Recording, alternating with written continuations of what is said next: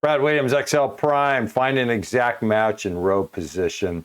We're going to use 3 or 4 different examples here. We're going to use, we have XMATCH, and then we have match with isNumber search. And match exact. XMATCH, the benefit of XMATCH, what we're going to do is try to find this string amongst this list here. E5 is our lookup. Words 309 is just our list here. And the benefit of XMATCH is that it's not limited to 255 characters. Match is limited to 255 characters.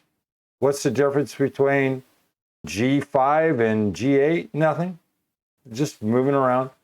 And then here we have match. We're going to use isNumber because search looks strictly for a position, and isNumber just converts that over into trues and falses, ones and zeros. Same thing here. This is going to be an exact match. It's going to be row 11.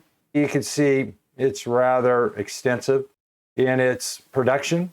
Review it.